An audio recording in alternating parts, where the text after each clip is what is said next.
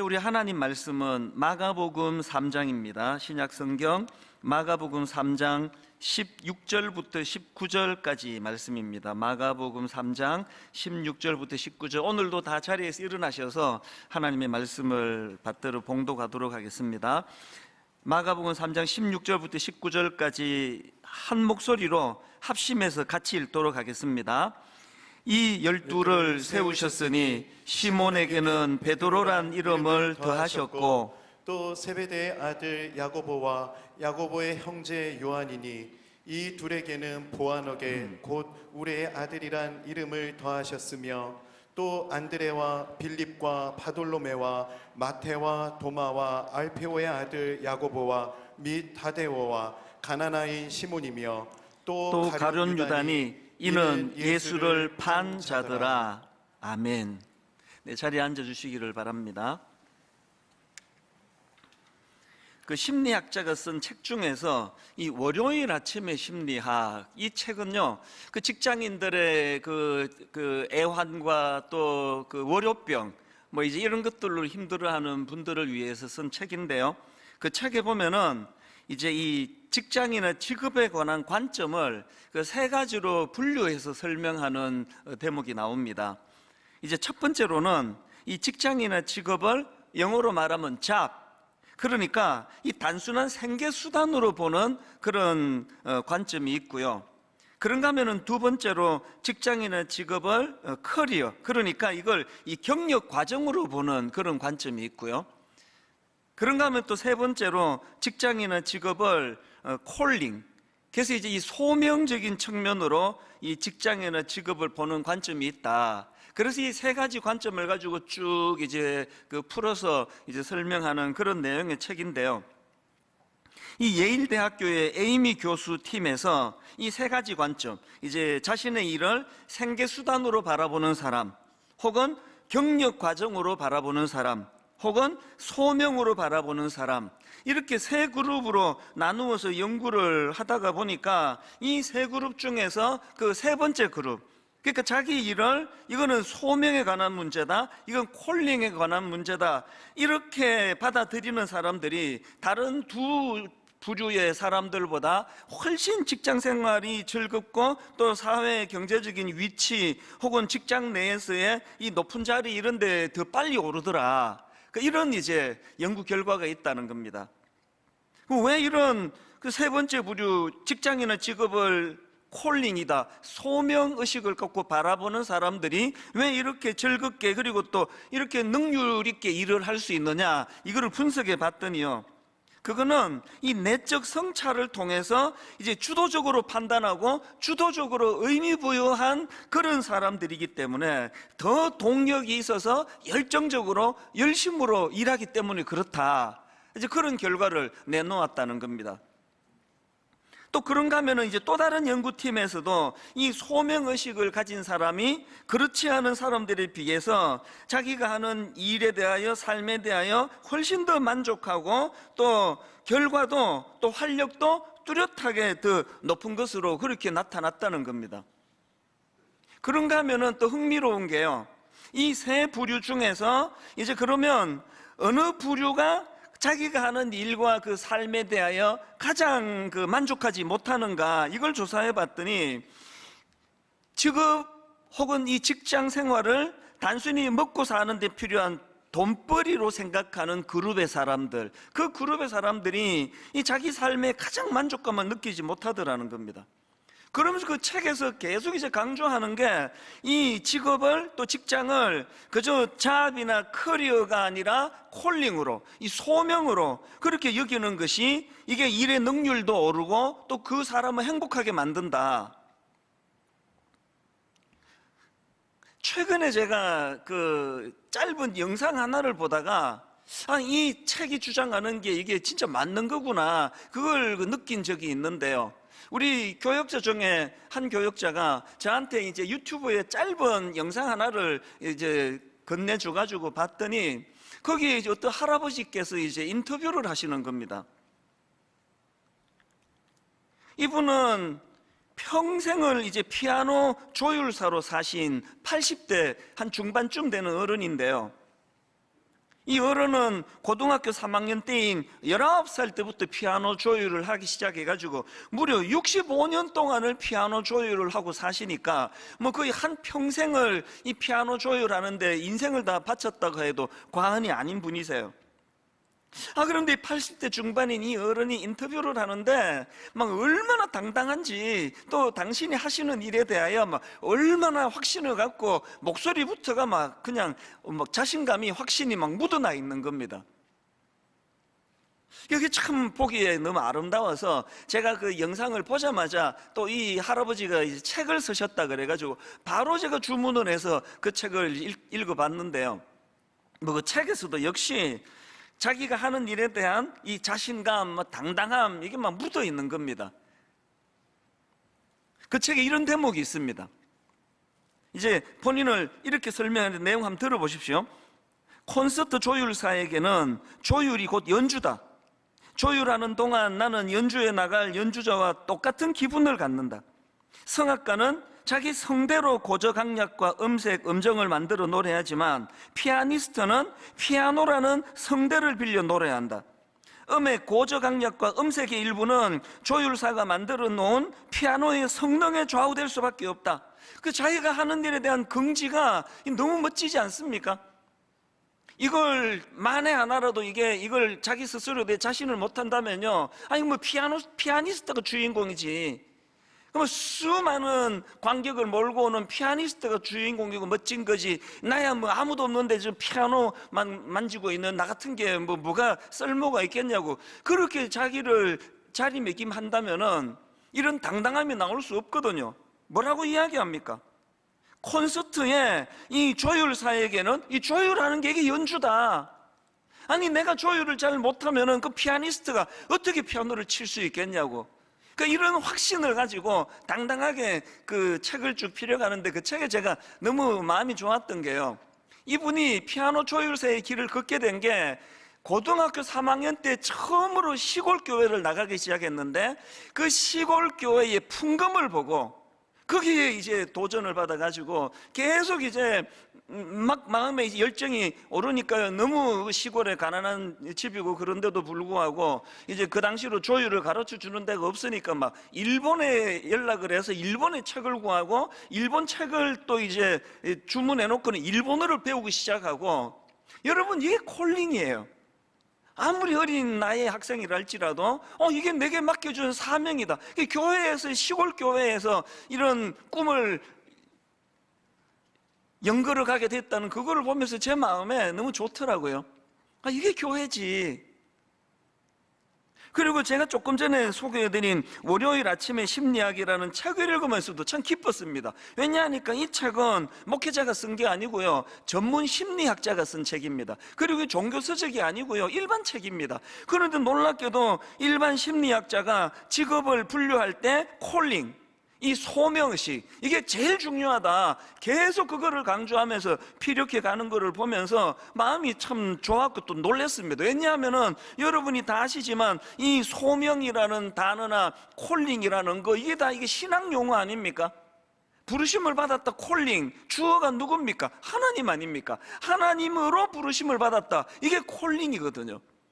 근데 일반 심리학자가 바로 이렇게 콜링, 영어로 말해서 콜링이지만 중국말로는 소명, 우리말로는 부르심, 이런 삶을 사는 사람이 가장 행복한 사람이다, 가장 바람직한 사람이다, 이렇게 평가를 하는 걸 보고 참 기뻤는데요, 그 책에 보니까 또 이런 대목이 나옵니다. 흔히 우리는 전문직에 종사하는 사람들은 자신의 일을 소명으로 여길 것이라고 짐작한다. 하지만 그렇지 않다. 교수직에 있는 사람들 중에서도 어떤 이는 자신의 일을 소명으로 여긴다고 답한 반면에 어떤 교수는 그저 밥벌이에 불과하다고 여긴다. 의사들을 예로 들어보자. 환자를 짜장면 한 그릇에 비유한 의사가 있다. 그는 진료실에서 고유한 인격체를 가진 사람이 아니라 짜장면 한 그릇만큼의 수익을 주는 대상으로만 만나게 된다. 그러니 환자의 질문을 성가시게 느끼며 아픈 사람들을 돌보기 위해서가 아니라 단지 돈을 벌기 위해 하얀 가운을 입는다. 저는 그 글을 읽으면서, 저는 이제 목회자니까요, 목사니까요, 저는 거기에 나오는 교수, 의사 그 대목을 목사로 바꿔가지고 제가 읽은 거 아닙니까? 목사로 바꿔가지고 읽으면서 제가 새삼 느낀 게, 원래부터 알고 있었지만 뭐 보통 이 목회자를 성직이라 그런 얘기를 하는데, 그게 뭐 반은 맞고 반은 아니라는 거예요. 여러분, 이 목회 자체가 성직이 아니에요. 이 목회를 제가 그저 밥벌이의 수단으로 생각한다면 이건 아주 저급한 직장에 불과한 거 아닙니까? 똑같은 의사분이지만 나는 지금 생명을 살리는 일을 한다고 그렇게 일하시면 그분은 성직자 맞아요. 그러나 이 뭐 환자 하나를 이거 의료보험 떼고 뭐 떼고 짜장면 한 그릇 오네? 그거는 아주 저급한 장사치 같은 생각이라는 겁니다. 제가 그 책을 읽으면서, 제가 하나님 앞에 왜 사람들이 하는 농담 중에 이런 게 있잖아요. 다 먹고 살자고 하는데 꼭 점심 먹으러 가면 그 얘기를 하더라고. 보니까 밥 먹으러 가자, 먹고 살자고 하는 짓인데, 가만히 보니까 우리 교육자들도 그런 농담을 하는데 몇 번 들었거든요. 또 더 놀라운 건 저도 그런 농담을 몇 번 했습니다.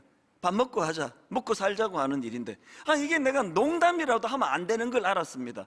여러분, 만약에 목회가 이게 먹고 살자고 하는 일이라고 한다면 이거 비참한 거 아닙니까? 오늘 저는 이 말씀을 듣는 많은 고마운 크리스찬 의사분들이요, 저는 여러분이 하시는 그 일이 생명을 살리는 성직이라는 자리매김이 있기를 바랍니다. 이게 콜링이다. 여기 우리 어린 초등학교, 유치원 아이, 또 중학교, 고등학교, 대학교에서 가르치시는 우리 교수님들, 우리 모든 선생님들에게 여러분의 그 아이들을 가르치는 그 강단이 이게 여러분의 소명의 자리, 콜링의 자리이기를 바랍니다. 오늘 설교를 제가 왜 이렇게 시작을 하는가 하면요, 지금 우리가 예수님의 12제자를 부르시는 장면을 살펴보고 있지 않습니까? 그리고 오늘 본문은 이제 12명의 제자 명단이 쭉 열거되는 그 본문인데요, 저는 오늘 이 본문을 방금 설명드린 이 소명, 이 콜링 차원으로 본문을 바라볼 수 있다고 생각합니다. 마가가 또 그런 방식으로 지금 서술을 하고 있습니다. 자, 마가복음 3장 14절을 세 번역을 한번 보십시오. 예수께서 12를 세우시고 그들을 또한 사도라고 이름하셨다. 지금 마가가 뭘 강조하는 겁니까? 여기 나와 있는 이 사도는 사전적 의미로 풀이하면 보냄받은 자라는 뜻입니다. 이거 왜 여기다가 부연을 하겠습니까? 보통 우리가 예수님이 세우신 12제자를 12사도라 그러지 않습니까? 사도가 뭐라고요? 보냄을 받은 자라는 겁니다. 그러니까 부름을 받은 자가 보냄을 받는 거거든요. 이게 콜링입니다. 콜링. 그래서 저는 오늘 딱 16절 한 절만 가지고 이제 이 말씀을 이제 풀어가려고 하는데요, 제가 이 16절을 읽으면서 이 짧은 한마디 속에 많은 의미들을 제가 찾아내고 참 마음이 기뻤습니다. 16절을 보십시오. 이 12를 세우셨으니 시몬에게는 베드로란 이름을 더하셨고, 이 16절을 보니까 그게 두 파트로 나누어지네요. 전반부가 이 12를 세우셨으니, 이거는 그 콜링, 이 소명과 관계되는 말씀 아닙니까? 그런가 하면 그 다음 나오는 후반부에 보니까 시몬에게는 베드로란 이름을 더하셨고, 이 부분은 그 콜링에 응하는 소명의식을 가진 자에게 주시는 주님의 배려 아닙니까? 배려. 시몬에게는 베드로란 이름을 더하셨고, 자, 이게 무슨 의미인지를 좀 구체적으로 설명을 드리겠습니다. 자, 첫째, 먼저 이제 전반부를 살펴보기 원하는데요, 이 12를 세우셨으니 이 부분을 좀 살펴보기 원합니다. 보통 이제 예수님이 왜 12명을 뽑으셨지? 왜 12제자여야 해? 이런 질문을 한다면 보편적으로 대부분의 학자들이 이렇게 설명합니다. 그거는 이스라엘 12지파를 상징하기 위해서다. 예수님은 지금 이 12명의 제자들과 더불어서 새 이스라엘, 새로운 믿음의 공동체를 건설해 가시려는 그런 마음을 갖고 계시는데, 그런 맥락에서 이제 이 이스라엘 12지파를 상징하는 12명의 제자를 주님이 세우셨다. 이 보편적인 설명이거든요. 근데 저는 이 말씀을 묵상을 하면서 이런 일반적인 설명 외에도 여기에 굉장히 많은 메시지가 담겨 있는 것을 발견을 하는 겁니다. 그 중에서도요, 중요한 게 뭡니까? 예수님께서 지금 새 이스라엘 공동체를 세워 가시되, 나는 혼자 다 할 수 있다, 나 전지전능하다, 난 니들 도움 필요 없다, 이게 아니고 그 약하디 약한 12명의 제자들과 함께 이루어 가시는 그 정신, 이게 12명 안에도 녹아 있는 겁니다. 무슨 뜻입니까? 지금 예수님은 구약의 잠언 27장 17절의 정신이 제자들 안에 흐르기를 원합니다. 잠언 27장 17절에 어떤 말씀이 있습니까? 철이 철을 날카롭게 하는 것 같이, 철이 철을 날카롭게 하는 것 같이 사람이 그의 친구의 얼굴을 빛나게 하느니라. 왜 12명이, 왜 복수가, 왜 함께 모여서 공동체를 이루어야 되느냐고요? 그래서 서로가 서로를 섬기고 서로의 약한 걸 보완해가고 서로가 함께 성장하며 철이 철을 날카롭게 하는 그 공동체를 주님이 원하셨다는 거거든요. 인간은요, 그렇게 지원받은 존재예요. 최근에도 그 쥐를 가지고 실험한 그 내용을, 칼럼을 제가 읽은 적이 있는데요. 어떻게 실험하느냐? 이제 이 실험용 쥐를 두 그룹으로 나눕니다. 그래서 한 그룹은 이제 혼자 각각의 이제 독방을 만들어서 혼자 지내도록 그렇게 격리를 하고, 그런가 하면은 이제 또 다른 집단은 쥐들이 함께 모여 살도록 이제 그렇게 이제 환경을 조성하고는 모든 쥐들에게 종양 세포를 투입했다는 겁니다. 그리고는 1년 가까이 지난 한 350일 정도가 지난 다음에 조사를 해보니까 이 동료들과 함께 사는 쥐들에게서는 종양이 거의 감지가 되지 않았는데, 격리시켜놓은 홀로 된 쥐들에게는 무려 30% 이상에게서 종양이 감지가 되더라는 겁니다. 그리고 그 다음이 이게 점점 이제 격차가 벌어지는데요. 이제 한 790일, 그러니까 2년 가까운 그런 시간이 지난 후에, 2년이 더 지났네요. 그런 시간이 지난 후에 이제 조사를 해보니까 이렇게 그룹으로 그런 사회적인 관계 속에서 사는 쥐들과는 달리 이 고립된 쥐들에게서 거대한 종양이 관찰이 되더라는 겁니다. 그래서 저는 그런 내용을 다룬 글의 소제목이 근데 잊혀지지가 않아요. 이렇게 돼 있습니다. 격리된 쥐는 암에 취약하다.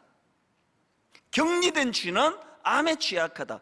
여러분, 왜 이런 걸 가지고 실험을 할까요? 인간도 마찬가지이기 때문 아닙니까? 여러분, 격리된 쥐가 암에 취약하다고 하는 그 메시지가 우리에게 뭘 가르쳐 줍니까? 예수님이 12명의 제자들을 아주 유능한 제자 1명, 2 이렇게 뽑으신 게 아니라 그만한 제자들을 12명을 뽑아서 철이 날카롭게 하듯, 왜 그렇게 하셨냐고요? 인간은 그렇게 지원받은 존재입니다. 그래서 여러분, 신앙생활에서는요, 독불장군이 없습니다. 독불장군 아시죠? 무슨 일이든지 자기 생각대로 혼자서 처리하는 사람, 신앙생활에는 독불장군이 없습니다. 그럼 이런 질문도 가능하지 않습니까? 아니, 그렇게 그룹으로 하는 게 그렇게 좋으면 꼭 12명이 아니라 22명을, 32명을 뽑으시는 게 낫지 않습니까? 예수님이 생각하는 소그룹은, 저는 이런 생각을 혼자 해보는 겁니다. 왜 12명이, 왜 13명이 아니라, 왜 22명이 아니라, 왜 32명이 아니라 12명인가? 12명이라는 이 소그룹의 숫자를 넘어서면은 소외감을 생기는 사람, 낙오가 되는 사람. 그래서 제자 훈련도요, 가장 기본적으로 10명에서 12명을 바탕으로 제자 훈련을 1년간 그렇게 진행하고 있는 거 아닙니까? 예수 믿는 크리스찬이라면 이 소그룹의 중요성을 인식하셔야 됩니다. 그래서 함께 같이 마음을 나누고 함께 기도 제목을 나누고, 게다가 여기서 한 가지, 제가 오늘 이 본문을 묵상하다가 새삼 놀랐던 게 뭐냐 하면은, 예수님이요, 이 12명의 그 일꾼들을 부르시는데 너무나 다른 사람이에요. 어떤 제자는 그저 조용하고 또 차분하게 일하는가 하면 또 어떤 제자는 막 우레의 아들이라는 별명이 있을 정도로 막 다혈질이고 급하고 이런 이질적인 사람들을 모아놓는데요, 저는 이 이질적인 요소의 백미가 18절에 있다고 생각합니다. 오늘 본문 18절에 제가 다르게 표시한 이 두 사람을 한번 주목해 보십시오. 또 안드레와 빌립과 바돌로메와 마테와 도마와 알페오의 아들 야고보와 및 다데오와 가나나인 시몬이며, 여기 나오는 가나나인 시몬을 세 번역으로 찾아보니까 열혈당원 시몬 이렇게 번역하고 있더라고요. 여러분 이거 다 아시죠? 예수님 당시의 유대 나라는 로마의 속국 아니었습니까? 그러니까 그런 상황에서 열혈당원은 로마에 대하여 극렬하게 저항하며 싸웠던 사람이에요. 막 칼을 품고 다니던 사람이라 할 정도예요. 이런 극단적인 열혈당원이었던 시몬이 있는데, 여기에 반해서 세리마태는 정반대로 로마에 빌붙어 가지고 세금을 그도 로마에 바치는 일을 하던 그런 사람 아닙니까? 뭐 그야말로 세리마태와 열혈당원 시몬은 상극이에요, 상극. 그래서 제가 이 상극을 제가 국어사전을 찾아봤더니 이렇게 설명합니다. 둘 사이에 마음이 서로 맞지 아니하여 항상 충돌함. 아니 예수님은 이거 너무 잔인하신 거 아닙니까? 뭐 한 200명 뽑는데 이런 사람 저런 사람 있다면 내가 이해를 해요.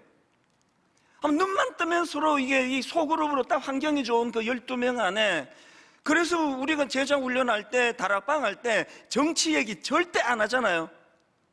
그러면 막 상극이 되니까, 막 사사건건 충돌하게 되니까. 그런데 예수님은 왜 이런 상극을 묶어 두셨을까? 굉장히 중요한 메시지가 여기에 있습니다. 여러분, 예수님께서 원하셨던 그 공동체는, 이 하나님 나라의 공동체는 이런 말도 안 되는 이질적인 정말 원수 같은 생각이 모든 게 다른 사람들이 모여서 서로 용납하고 서로 품어주면서 서로 조화를 이루어가는 것이 하나님 나라라는 걸 강조하고 싶은 거 아니겠습니까?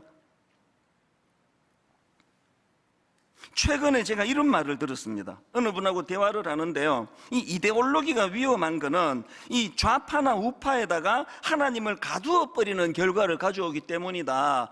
굉장히 제가 그 말이 좀 와닿던 게 뭐냐 하니까, 만약에 우리가요 이 하나님은 이런 분이야 이렇게 규정을 지어버리면은 하나님을 엄청나게 제한시켜 버린다는 거예요.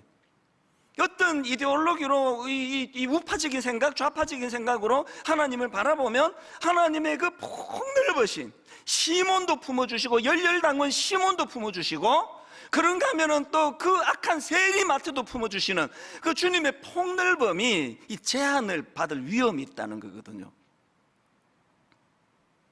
저는 보수적인 사람이에요. 그리고 이제 이 나이가 들수록 더 보수적으로 되어간다는 제가 느낍니다. 그래서 저는 간혹 이 진보적인 성향을 가진 성도님이나 또 그런 목사님을 만나서 대화하기를 저는 원합니다. 그래서 그분이 어떤 생각을 갖고 있고 어떤 말을 하고 있는지 귀 기울여야 너무 치우치는 것을 막을 수 있다는 생각을 하거든요.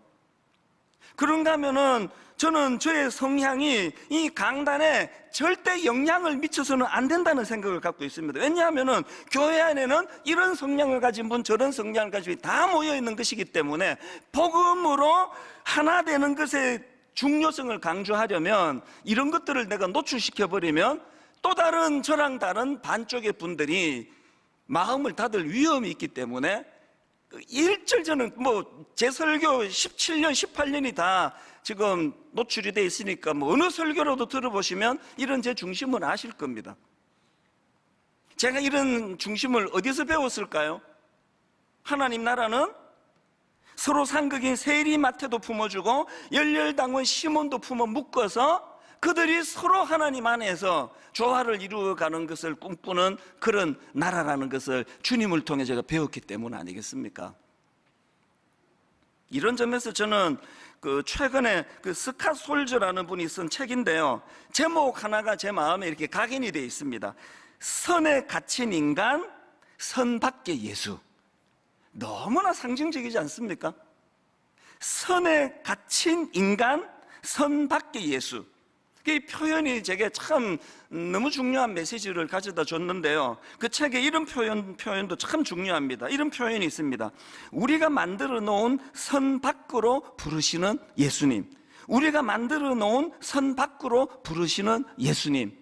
여러분, 오늘 분당 우리 교회를 포함해 모든 이 땅의 교회들이 너무 강하게 끊어놓은 우리의 선을 선 밖으로 불러내시는, 선 밖으로 부르시는 그 예수님 앞에 귀를 기울일 때가 되지 않았습니까? 내 생각도 참 존중받아야 되고, 나랑 다른 생각을 가진 사람들에 대해서도 함부로 폄하하지 않는, 그게 하나님 나라의 공동체라는 겁니다. 이게 오늘 본문 16절 앞부분에 나오는 이 12를 세우셨으니, 이 말씀의 의미고요. 그 다음에 이제 두 번째로 살펴볼 거는 후반부에 나오는 내용입니다. 16절을 다시 보십시오. 이 12를 세우셨으니 시몬에게는 베드로란 이름을 더하셨고, 여기서 우리가 알 수 있는 게 뭡니까? 아, 베드로가 원래 이름이 시몬이었구나. 그런데 주님께서 그를 만나면서 베드로라는 이름을 붙여주셨고, 베드로는 반석이라는 뜻이다. 이 견고함을 보여주는 반석이라는 이름을 예수님이 주셨다. 이걸 알 수가 있는데요. 근데 여러분, 제가 이거를 읽으면서, 아니 예수님이 뭐가 그렇게 급하셔서, 아니 베드로를 만나자마자, 지금 그 낯선 사람인데요, 나 만나자마자 장차 개바가 될 거다, 너 베드로가 될 거다. 그리고 또 마가를 기록한 저자 마가는 또 여기에 엄청난 의미를 부여했기 때문에 12제자의 명단은 열거하는데, 거기다가 시몬에게는 베드로란 이름을 더하셨고, 이런 부연 설명을 붙여놓은 거 아닙니까? 여기에 어떤 의미가 있습니까? 저는 여기에 엄청나게 중요한 의미가 있다고 생각을 합니다. 같은 내용을 다루고 있는 요한복음 1장 42절을 보십시오. 데리고 예수께로 오니 예수께서 보시고 이르시되 내가 요한의 아들 시몬이니 장차 게바를 하리라 하시니라. 게바는 번역하면 베드로라. 여러분, 여기서 강조되는 것은 장차예요. 장차. 지금은 아닌데 장차. 뭘 알아야 됩니까? 신앙생활은 기대감으로 시작하는 거예요. 마가복음 1장 17절도 같은 맥락 아닙니까? 예수께서 이르시되 나를 따라오라. 내가 너희로 사람을 낚는 어부가 되게 하리라. 한 번도 그 생각을 해본 적이 없는 어부 베드로였을 거예요. 물고기만 상대하는 줄로 알고 있던 그에게 주님이 그를 만나자마자 사람을 낚는 어부, 생각의 지경을 넓혀주시는 거예요. 아까 저를 만난 그분이 하신 말씀 같은 맥락 아닙니까? 이데올로기가 위험한 거는 좌파나 우파에다가 그 하나님을 가두어 두기 때문이라고 한다면, 그런 것들을 초월하여 일하시는, 우리의 생각은 항상 좁은 곳에 고정되기가 쉬운데 사람을 낚는 어부가 되게 하시리라. 신앙생활은, 그래서 오래 예수 믿는 사람에게 잘못된 부작용이 생긴다면 이 기대감 없이 교회를 다니는 거예요. 제가 원래 이제 환갑이 됐거든요. 요즘에 이제 청년들을 만나거나 젊은 목사들을 만나면 제가 계속 농담으로 하는 이야기가 있습니다. 내가 이래봬도 원래 환갑이다. 몰랐지? 워낙 동안이지. 뭐 이렇게 이제 굉장히 상대방을 당황케 하는 농담을 제가 하는데요. 내가 해주고 싶은 이야기가 뭔지 아십니까? 사실 저도요, 제 나이가 너무 생소해요. 왜냐하면 제 어릴 때는 이 환갑이라는 나이는, 제가 들었던 머리에 박힌 이야기가 왜 환갑잔치를 하느냐 하면은 그때까지 안 죽었다고, 그때까지 안 죽은 거 축하한다고 하는 게 환갑잔치래요. 근데 제가 환갑이라니. 그러나 여러분, 제가 우리 청년을 만나면 이 농담하는 이유가 있습니다. 나는 지금, 내가 60대가 된 게 너무너무 기대가 된다. 여러분, 이거 농담이 아니고 거짓이 아니에요. 저는 저의 60대가 막 가슴 벅차게 기대가 됩니다. 왜 그렇습니까? 20대 초반에 예수 그리스도를 인격적으로 제가 만났는데, 제 이름은 시몬도 아닌데도 주님이 저에게 게바라 부르셨거든요. 너는 반석이 될 거라고. 그리고 그 기대감을 가지고 20대를 준비했더니 세상의 30대에 그 사랑의 교회에서 만났던 수많은 내 제자들은요, 제 은인이에요. 저를 살게 한 사람이에요. 이 저같이 보잘것없는 시시한 지도자를 너무나 존중해주는 수많은 제자들 때문에 항상 나는 그 제자들이 지금 마음으로 내 은인이라는 생각을 합니다. 그렇게 황홀한 30대, 기대감에 넘치는 30대를 보냈고 40대에 분당 우리교회를 개척해가지고 상상할 수 없는 그 개바가 되리라는 은혜를 누리고 살았고, 그런가 하면은 저희 50대는 나 같은 게 꿈도 꾸지 못하는 1만 성도 파송 운동이라고 하는, 또 그 할머니의 그 놀라운 헌신으로 말미암아 가평 우리 마을이라고 하는, 너무 가슴 벅찬, 그래서 힘들기도 했지만 저희 60대는요 요즘에 계속 내 마음으로 묵상되는 게 하나 있습니다. 울며 씨를 뿌린 자는 기쁨으로 단을 거두리로다. 60대는 그 단을 거둘 때 아닙니까? 어떻게 저희 60대가 이제 늙어간다, 피부 쭈글쭈글하다, 흰머리 는다, 우울하다, 이렇게 가지를 못하는 거예요.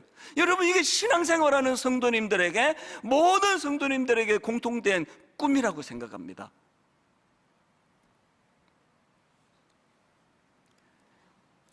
리더의 7가지 언어, 이런 책에 보면은요, 리더가 가져야 될 언어 중에서 비전의 언어, 이 비전의 언어를 강조하는 대목이 나오는데, 이 비전의 언어를 강조하는 그 부분의 소제목이 이렇습니다. 가슴에 꿈을 심어주는 말, 비전의 언어. 지도자라면 비전의 언어를 말해야 된다.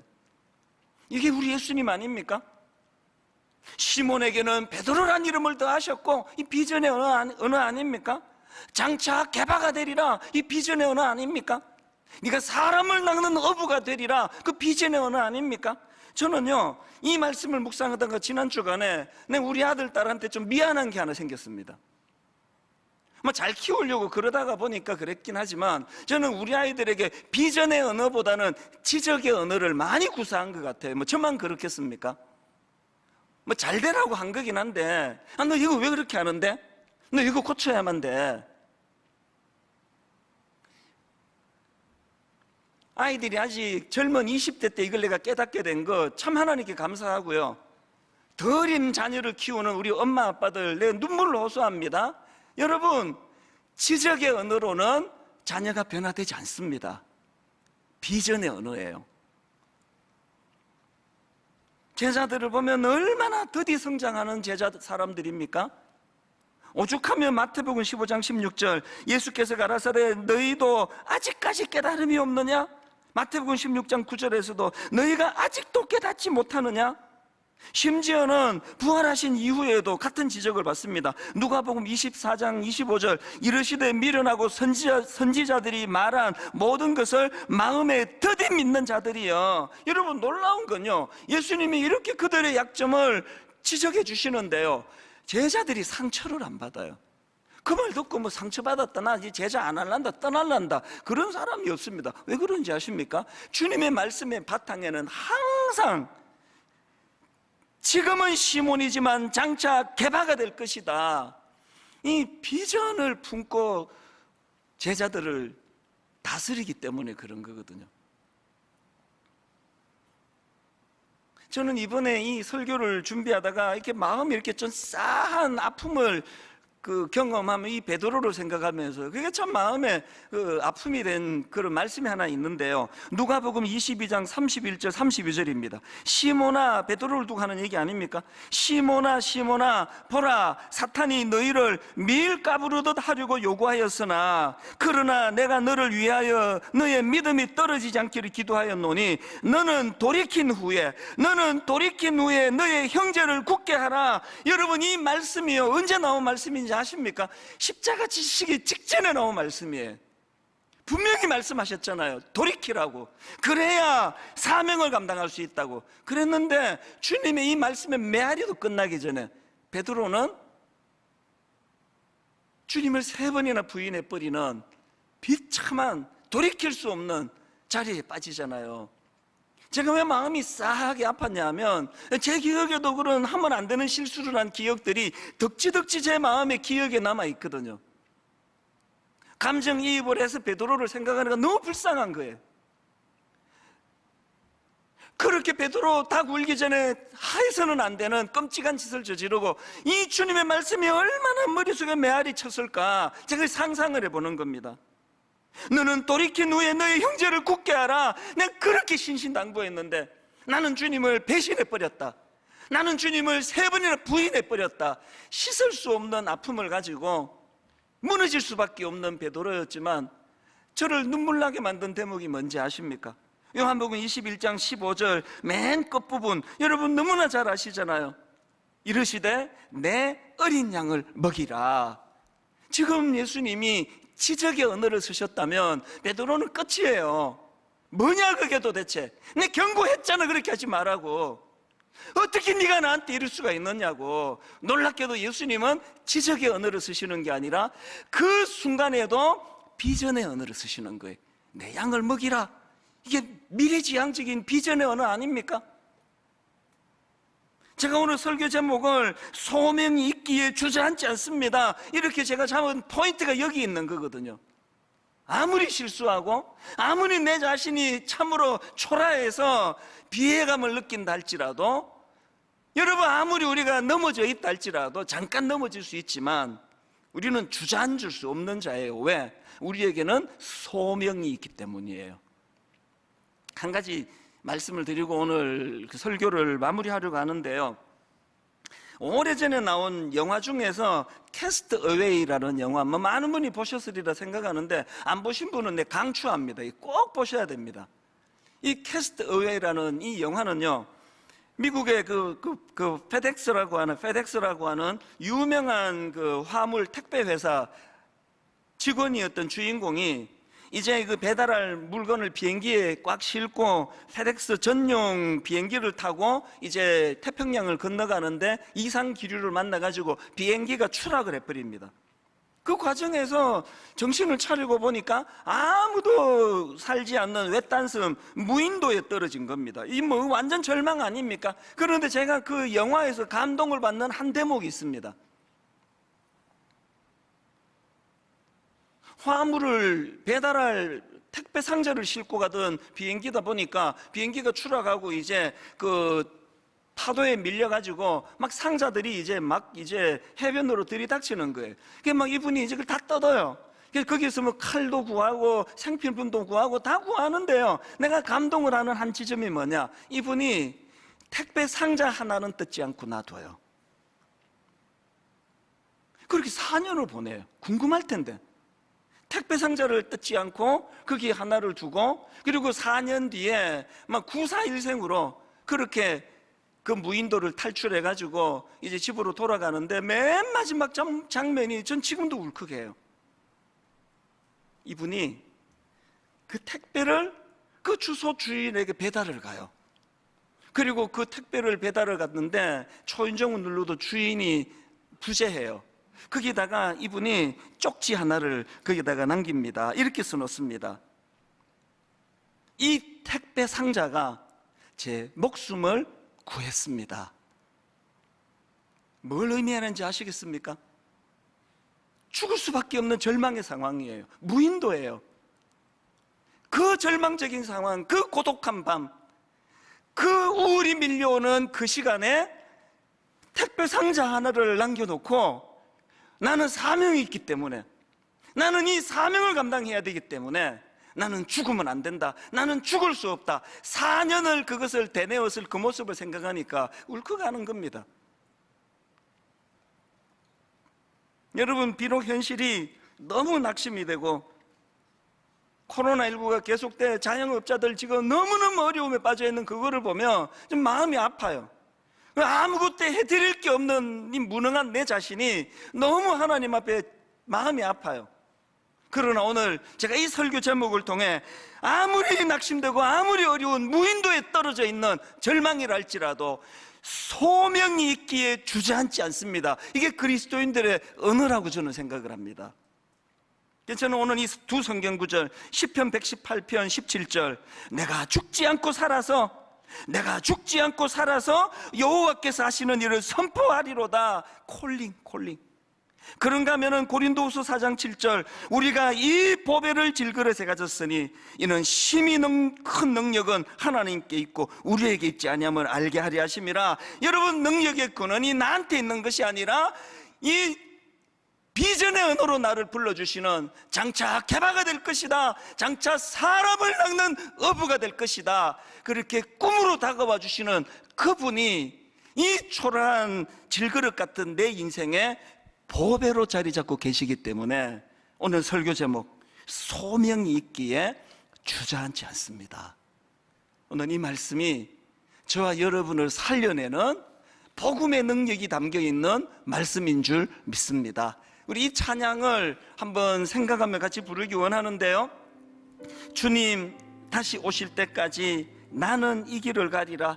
좁은 문, 좁은 길. 여러분, 소명자는 항상 좁은 길, 고난의 길, 십자가의 길을 가게 돼 있습니다만, 그러나 우리에게 하나님 주신 이 비전의 언어, 소망이 있기 때문에 이겨나갈 수 있고 견뎌낼 수 있다는 것, 가사를 생각하시면서 우리 함께 이 찬양 불러보기 원합니다. 주님 다시 오실 때까지. 주님 다시 오실 때까지 나는 이 길을 가리라. 여러분, 소명자가 걸어가야 되는 길, 좁은 문, 좁은 길. 여러분, 소명자가 걸어가야 되는 길, 나의 십자가 지고. 그런데 우리가 해야 될 거 하나 있습니다. 나의 가는 이 길 끝에서 나는 주님을 보리라. 영광의 내 주님, 나를 맞아주시리. 여러분, 소명받은 자들이 마지막 결산해야 할 날이 돌아오는데, 주님 다시 오실 때까지 나는 일어나 달려가리라. 소명의식을 가지고 구름마다 달려가기 원합니다. 주의 영광 온 땅 덮을 때 나는 일어나 노래하리. 너무나 힘들고 지쳐있는 상황이지만 내 사모하는 주님, 온 세상 구주시라. 내 사모하는 주님, 영광의 왕이시라.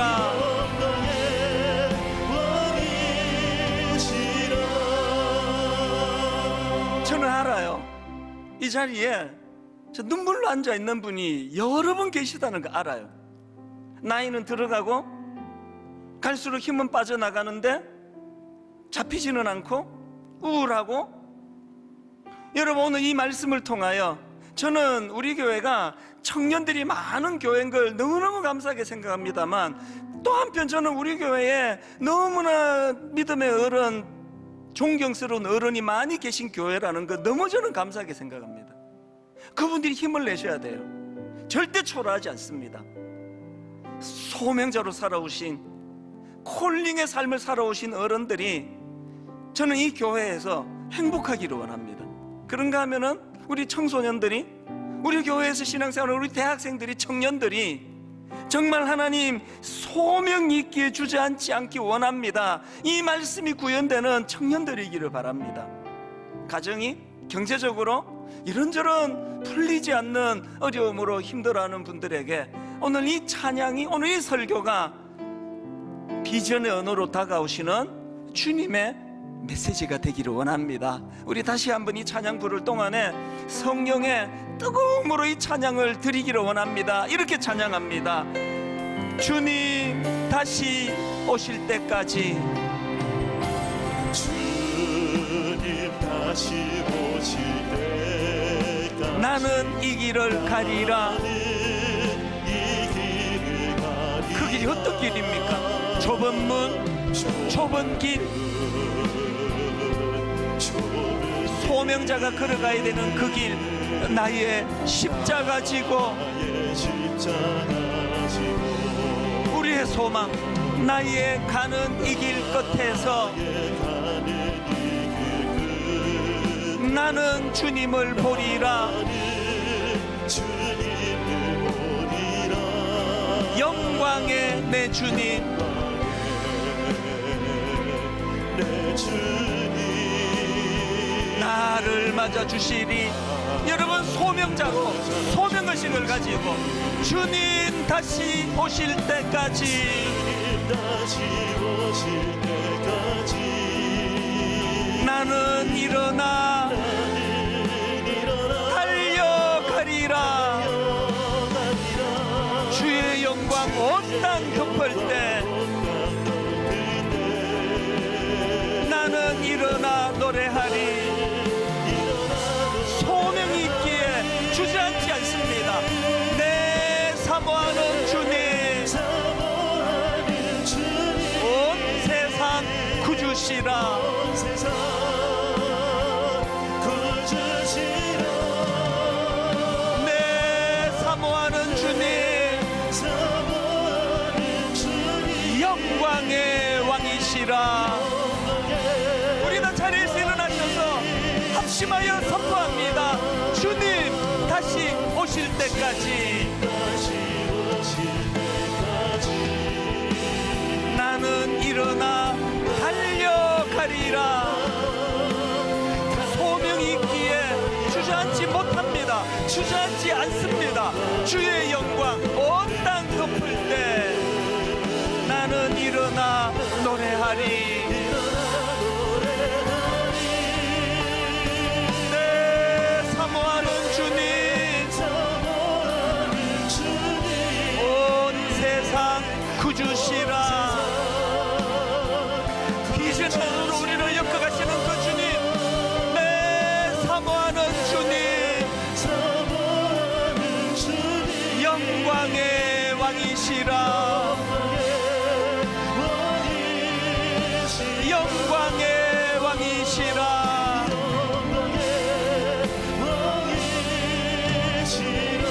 우리 합심해서 기도할 때 하나님, 비전의 언어로, 소망의 언어로 우리를 인도하시는 주님, 많이 힘듭니다만 그러나 주님 소명이 있기에 주저앉지 않습니다. 주저앉지 못합니다. 다시 달려가기 원합니다. 그 영화의 주인공, 그 무인도에 던져졌지만 이 택배 상자, 나는 이 배달해야 될 이 소명이 내게 있기 때문에 나는 이대로 무너질 수 없다라고 하는 그 그리스도인의 모습이 우리의 모습인 줄 믿습니다. 우리 합심해서 한 목소리로 통성으로 같이 기도하시겠습니다. 살아계신 하나님 아버지, 살아계신 하나님, 오늘 우리가 하나님 앞에 은혜를 구하며 여기에 나왔습니다. 하나님, 너무나 힘들고 너무나 어려운 상황을 걸어가고 있습니다. 하나님 아버지, 코로나19가 장기화되는 과정에서 너무 많이 아픕니다. 너무 많이 아버지 마음이 무너집니다. 그러나 하나님, 우리가 아버지 넘어질 수는 있을지 모르지만 아버지 하나님, 소명이 있기에 주저앉지 않기를 원합니다. 하나님, 지금은 미디어 선교를 위한 헌금 시간입니다. 이 예배를 통해 삶 가운데 은혜와 회복이 충만하시길 간절히 기도합니다.